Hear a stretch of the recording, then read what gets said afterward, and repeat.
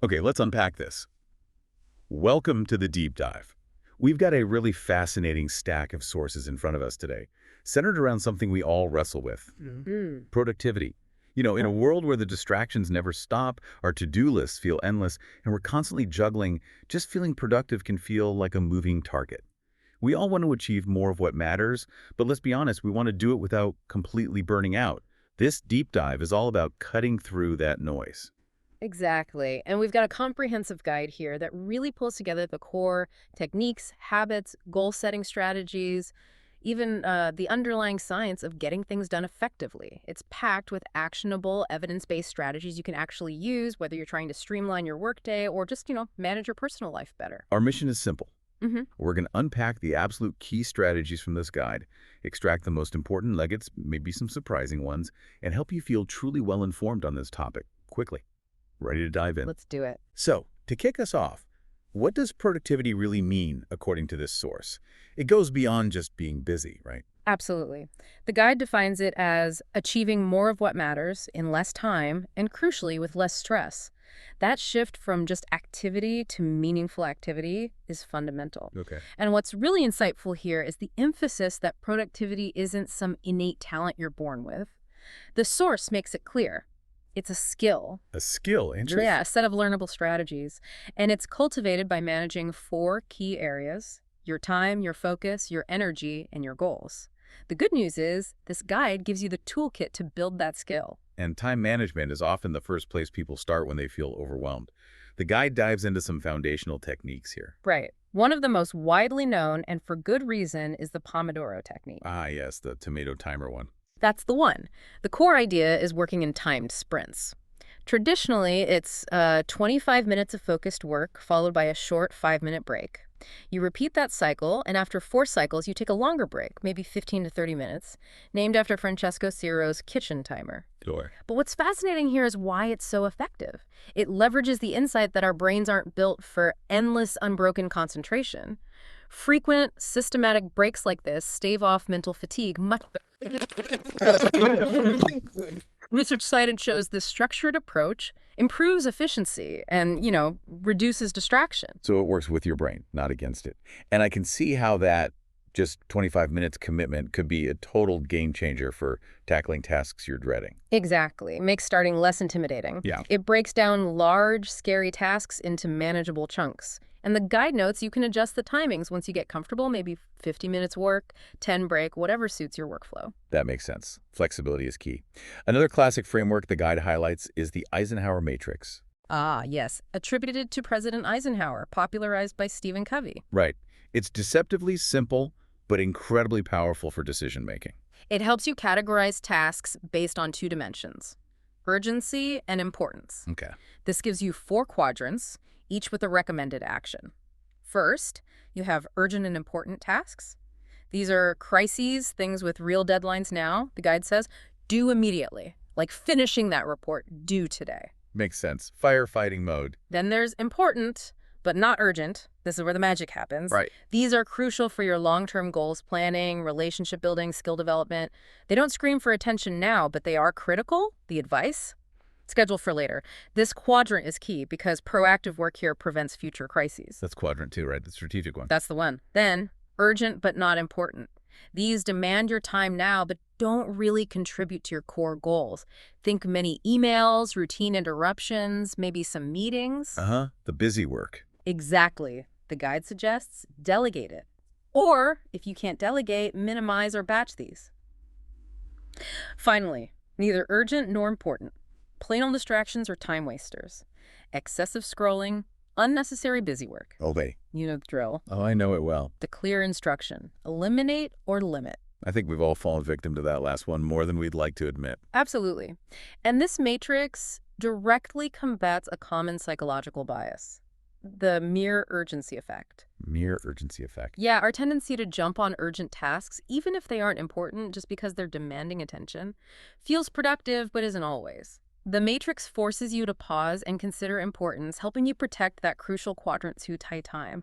That's where real strategic productivity lives. Okay, that makes so much sense. It's not just classifying tasks, it's about fighting our own psychological tendencies. And the guide also quickly mentions things like time blocking, literally putting blocks on your calendar for specific work. Very effective. Batching similar tasks together, the 2-minute rule for quick items, and building in buffer time, all designed to bring more intentionality to your schedule. Precisely. It's about conscious choices. All right, let's talk about a truly universal struggle. Yeah. Procrastination.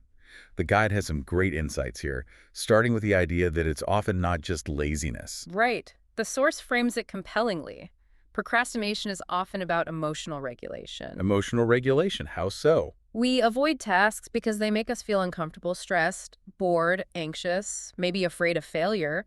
And that short-term relief you get from avoiding the task, that actually reinforces the habit, creating this vicious cycle. Okay.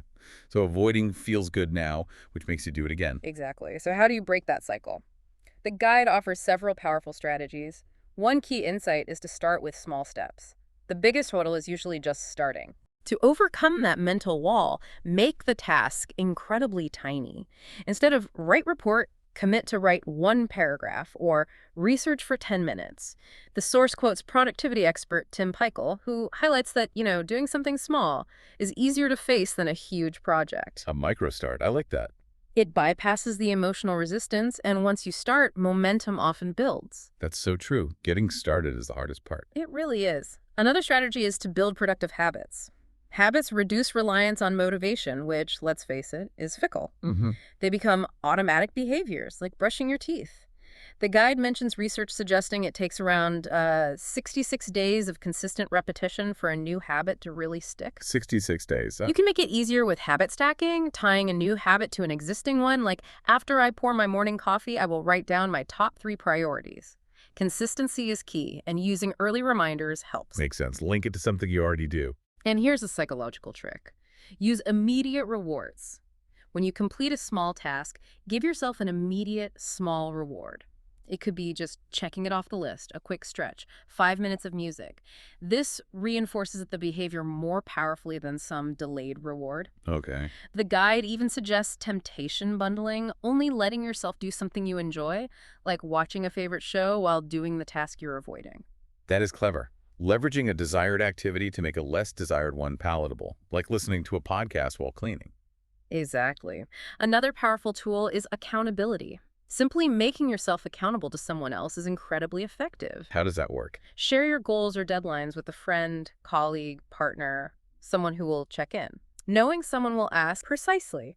Also, design your environment. This is crucial. Make it harder to procrastinate and easier to focus. Like hiding the cookies? Sort of. Use website blockers, put your phone in another room, increase the friction for distractions. Conversely, reduce the friction for the task itself. If you want to practice guitar, leave it out. Not in the case. Makes sense. Make the good choice easy, the bad choice hard. You got it. Finally, set clear deadlines, even artificial ones. Open-ended tasks are procrastination magnets. The source brings up Parkinson's law work expands to fill the time available. Yes, I've experienced that. We all have. By setting a shorter, self-imposed deadline, you create urgency and force yourself to focus and be efficient. Telling someone that deadline adds extra external pressure, too. So it's not just willpower. It's about setting up your world, your habits, and your psychology to make productivity the easier path. That's powerful. Exactly. Being mindful of that emotional avoidance and just nudging yourself to take one small step can be the start of breaking the cycle. That point about focus is huge. In our hyper-connected world, achieving true, deep focus feels like a superpower. The guide really emphasizes its value and also debunks the myth of multitasking. Our brains aren't doing multiple things well, they're rapidly switching. Right. Context switching. It's costly. Which costs enormous amounts of time and increases errors. Single tasking is far more efficient. Absolutely. The guide provides several strategies for cultivating better concentration. The first, maybe most obvious, is to minimize distractions. Turn off notifications, email, social media, those little pings. Use do not disturb modes, clear relevant tabs. The pings are the worst. They really are. Use noise-canceling headphones if needed. The source reinforces the high cost. Studies show it takes about 23 minutes on average to regain deep focus after being interrupted. 23 minutes. Wow. So eliminating distractions helps you maintain that cognitive momentum. Then there's using deep work sessions, Cal Newport's concept. Right, I've heard of this. The idea is to schedule long, uninterrupted blocks of time, maybe 1-2 hours, or more specifically for your most cognitively demanding tasks. Treat these as non-negotiable appointments with yourself. Set up barriers, phone away, website blockers.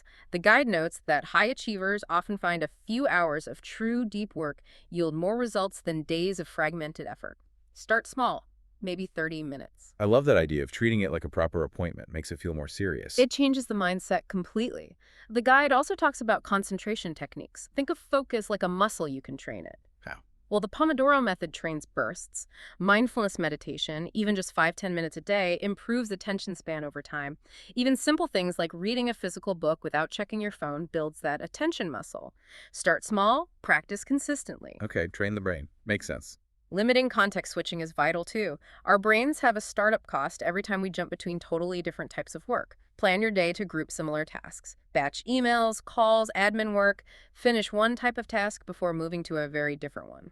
Avoid that mental whiplash. Exactly. Now, this seems counterintuitive, but taking strategic breaks actually enhances focus. Really? Breaks help focus. Yes. Breaks allow your attention to reset. Pomodoro integrates this. Even a quick stand, stretch, looking away from the screen prevents attentional burnout. The key is short, intentional breaks, ideally away from your workspace and distractions like a mental palate cleanse. Okay, planned breaks, not just drifting off. Right. And finally, optimize your environment. A clean desk, good lighting, ambient sound, or silence, figure out what works for your focus. Use tools like white noise apps if helpful. And crucially, communicate your focus time to others, headphones on, busy status, letting family know. Boundaries are key. So it's clear that the quality of your focus truly matters more than just the quantity of time spent sitting at your desk. And applying these techniques helps you train yourself to enter that powerful state of flow. Exactly, which we'll touch on more later.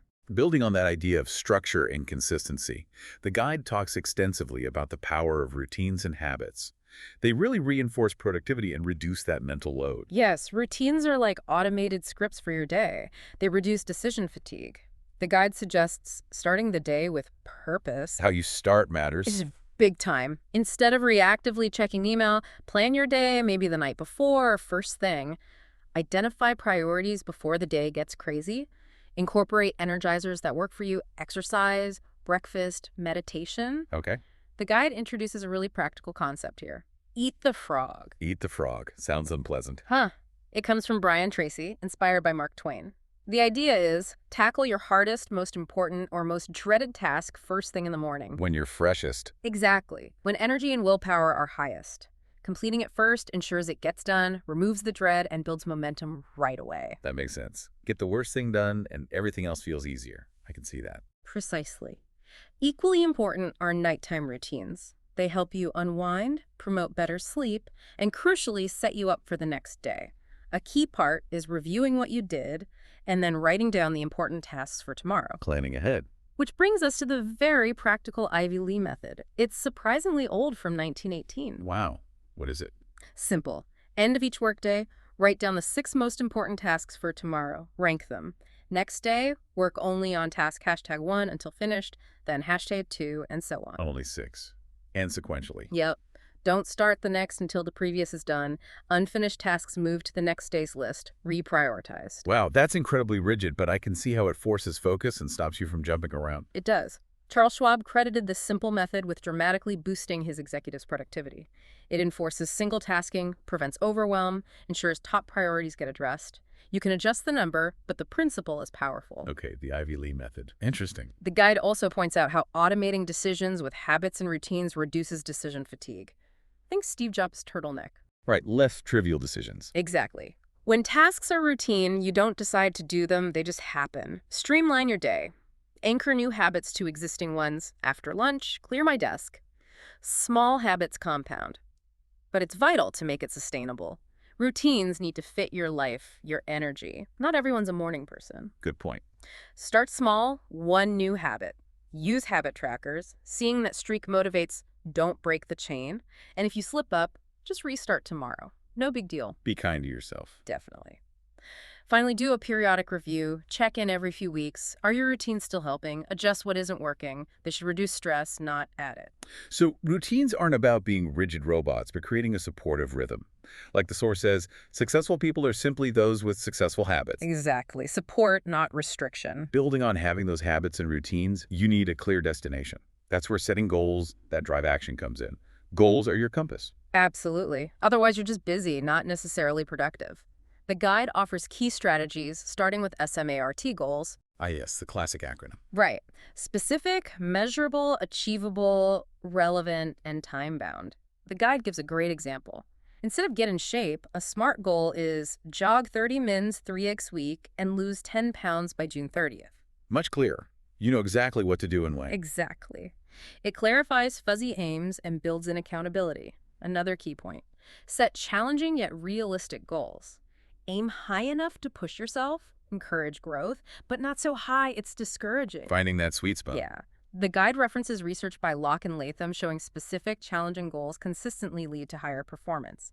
Don't sandbag, but be realistic. Calibrate to your ability, then commit. Okay. The guide also looks at OKRs, objectives and key results, a framework used by places like Google and Intel. OKRs, right. How do they work? An objective is your big aspirational what. Key results are the 3-5 measurable hows to get there. They link big goals to daily actions, foster focus, encourage ambitious targets. Like objective, run a marathon under 4 hours. Key results, follow training plan, reduce mile pace by X, strength train 2X week. So it breaks down the big whats into trackable hows. Exactly. Track regularly, set quarterly, review monthly or weekly. OKRs sound like a more structured way to break down those big, scary goals. They are, and the guide emphasizes documenting and reviewing goals. Just writing them down crystallizes intentions. Studies show higher success rates.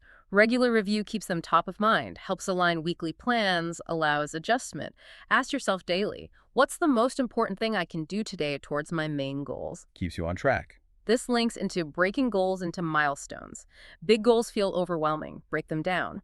Write a novel becomes write 5 pages this week. Milestones provide frequent wins. Psychology shows celebrating progress boosts motivation. Focus on the immediate next challenge. Okay, so make it small enough to feel achievable now. Less daunting. Exactly. Finally, align goals with your values and roles. Goals need a personal why to be truly motivating. The why is crucial. Connect them to your core values, passions, long-term vision. If a goal feels pointless or imposed, motivation tanks. Filter your goals, focus on those that resonate deeply. So goals aren't just tasks, they're beacons. They provide clarity and channel your energy productively. And be flexible, adjust as needed. Precisely. They serve you, not the other way around. This naturally leads us to mastering the art of prioritization. Because, like you said, productivity isn't doing everything, it's getting the right things done. Right, and this is where some concepts we've touched on become essential tools for deciding what to do. The Eisenhower Matrix is fundamental here again. Forces you to evaluate importance, not just urgency. Constantly reminding yourself to live in quadrant 2. Scheduling that important but not urgent work is the core of proactive productivity. Filtering out quadrants 3 and 4 protects your time. Intentionality again. Distinguishing urgency versus importance. Exactly. Eat the frog is also prioritization. By tackling your most important task first, you ensure peak energy goes to what matters most. Guarantees one significant win daily. Combine it with daily planning, identify that #1 task. Yep. Similarly, identifying your MITs, most important tasks, those 1 to 3 crucial tasks daily yielding biggest results is a powerful filter. Guards against spending your day on low-impact busy work. Tidying your desk feels good, but is it an MIT? Busy but productive. Good reminder. The Ivy Lee method we discussed, also a strict prioritization system. Listing, ranking, working sequentially ensures you tackle your top priorities. The Pareto principle, the 80-20 rule, is another mental model. Roughly 80% of results from 20% of effort. The vital few. Exactly. Identify those high-impact tasks and focus your best time there. Don't get bogged down in low-value stuff. Ask, what creates most value here? Okay, so it's about identifying the high-leverage activities and protecting time for them. Exactly. And a crucial skill for that is learning to say no, or not now. That can be tough. It is. But if you say yes to everything, you implicitly say no to your own priorities. It's okay, often necessary, to decline requests that don't align or where you lack bandwidth. Be thoughtful but firm. Every yes is a no to something else. You got it. Protecting your time is key. Finally, time and energy alignment. Prioritize when you do tasks based on your energy levels. High-focus tasks during your peak hours, routine stuff during energy dips. Aligning task difficulty with your internal energy enhances efficiency. So prioritization is your map and compass for the day, guiding effort towards meaningful achievement. It truly guides your energy to where it makes the biggest impact. Now, let's shift gears slightly. The guide makes a really powerful point that productivity isn't just about techniques and tools. It's fundamentally about your own physical and mental energy. Yes, you are the machine. You need fuel and maintenance. It's so often overlooked. But absolutely foundational. The source details how your wellness directly fuels your capacity to be productive. Top of the list, prioritize sleep. Non-negotiable. Most adults need 7 and 9 hours. Not a luxury. Definitely not. Skimping severely impairs thinking, concentration, creativity, increases errors, leads to burnout. Well-rested means faster processing, better decisions, more willpower. Consistency is key, same bed-wake times. Good sleep hygiene, routine, no screens, dark, quiet, cool room, maybe a brain dump journal before bed. Sleep literally sharpens the saw. Okay, so sleep isn't a luxury. It's a core productivity tool. Message received. Absolutely. Next, exercise regularly. Proven brain booster. Enhances mood, energy, cognition, memory, sharpness. Even a little bit helps. Totally. Increases blood flow, oxygen to the brain, releases endorphins, reduces stress hormones. Even a brisk 20-30-minute walk helps, especially consistently. Builds stamina, reduces sick days. Find activities you enjoy. Good motivation. Eat for energy and focus. Food is fuel. Balanced diet, whole foods, protein, healthy fats, complex carbs provide steady energy, stable blood sugar. Avoid spikes and crashes. Brain health nutrients matter. Hydration is crucial. Even mild dehydration hurts cognition and mood. Drink water. Moderate caffeine. Okay, watch timing. Avoid sugar bombs. Think high-performance fuel. All right, garbage in, garbage out applies to our brains too. Pretty much. Manage stress and mental health. Chronic high stress is a massive energy drain, impairs focus, leads to burnout. Use proactive strategies, short relaxation techniques like deep breathing, stepping away. Hobbies, leisure time are vital for mental recharging. The source mentions Yerkes Dodson law. Moderate stress is optimal. Too little or too much hinders performance. Keep challenged but not overwhelmed. Finding that balance. Exactly. And don't forget, take breaks and holidays. You can't run it 100% constantly. Micro breaks during the day are essential, but so are macro breaks days off, vacations. Disconnecting is important. Vital. It restores enthusiasm, boosts creativity. People often get their best ideas after time off. Rest is an integral part of the productive cycle, not the opposite of it. That's a great point. So many of us feel guilty taking breaks, but the science says it's essential for long-term performance. Treat yourself like the high-performance machine you are. Care for body and mind, and clarity, stamina, focus follow. Precisely. It's an investment in your most important productivity asset, yourself. With all these strategies, having the right tools of the trade can certainly help make implementation easier. The guide touches on various types, but with a crucial caution. Right. Don't let the tools become the distraction. That's a really important nugget. The tool should serve you and the strategy, not the other way around. Okay. What categories do they mention? Well, task management apps. To capture to-dos, deadlines, organize work. They mention list-based ones like Todoist, Microsoft To Do, TickTick, or visual board tools like Trello, Asana. Got it. Capture everything. Note-taking and knowledge management. Key for getting ideas out of your head. Organizing info. Notion, Evernote, OneNote are examples. Reduces mental clutter. Helps retrieval. Calendar and scheduling. Fundamental. Google Calendar, Outlook for meetings, but also for time blocking. Tools like Calendly automate booking. Saves that email back and forth. Definitely. Time tracking and distraction blocking for awareness and discipline. Rescue Time tracks digital time. Toggle Track for logging task hours. Apps like Forest gamify focus. Freedom or Cold Turkey actually block distracting site apps during focus sessions. Enforce discipline. Yep. And habit trackers help build and maintain those productive habits. Habitica gamifies it. Others like Streaks or Loop track consistency visually. Seeing the chain grow is motivating. Okay, lots of tools. What's the main advice? Choose what works for you. Digital, physical, notebook, whatever. The system should genuinely reduce mental load, capture tasks, remind you, save time. Don't spend more time managing tools than working. A simple system you consistently use is far better than a complex one you abandon. Start small. That's a great point. The tool should be a support, not a new chore. Keep it simple. Exactly. Simple and consistent wins. To bring all this together, the guide really grounds these strategies in the science behind it. All the psychological principles that explain why these techniques work. Understanding the why helps. Absolutely. It's not just hacks. There's real psychology. We've touched on some, but let's dig a bit deeper. The flow state, that feeling of being completely absorbed, time flying, peak performance, Ross Csikszentmihalyi's concept. Being in the zone. Exactly. The source highlights research, like a McKinsey study, suggesting executives are up to 5 times more productive in flow. You can't force it, but you create conditions. Clear goals, right challenge level, no distractions, deep work, mindfulness help. Protect that flow time. Makes sense. We talked about the mere urgency effect and how the Eisenhower Matrix counters it. Just being aware of that bias helps you pause and choose consciously. There's the Zeigarnik effect. Unfinished tasks nagging at your mind. That's it. They consume mental resources. The open loops. Right. Solution. Finish small tasks or write them down in a trusted system. Task list, calendar. Gets it out of your head, frees up mental RAM. David Allen's GTD principle. Oh, that's why writing a task down makes me feel better even if I haven't done it yet. It closes the loop mentally. Precisely. The guide also explores intrinsic versus extrinsic motivation. Intrinsic, doing it because it's meaningful or rewarding to you, is way more powerful than extrinsic rewards punishments. Daniel Pink's factors. Autonomy, mastery, purpose. Connect tasks to your why, to growth, passion, contribution. Gamify dull tasks for mastery. Find the internal drive. Exactly. And the science behind willpower and decision fatigue. Willpower gets tired like a muscle. More decisions, lower quality decisions later. Counter it. Tackle important tasks decisions when afresh. Routines minimize trivial decisions. Use peak energy wisely. Right. Parkinson's law. Work expands to fill time. Leverage it.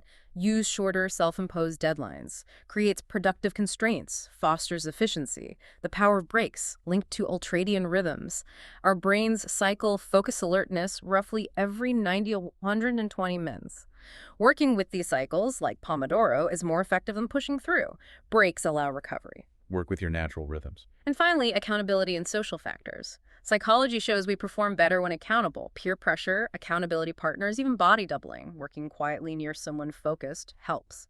Telling others creates commitment. Use social influence positively. Exactly. So the science reinforces that sustainable productivity is about intelligently managing your psychology, habits, and energy. Work with your brain. Not just hacking time, but understanding yourself. Precisely. Be smart and kind to yourself. This deep dive into the productivity guide has covered so much ground, from foundational techniques and tools to the psychological science behind why they work.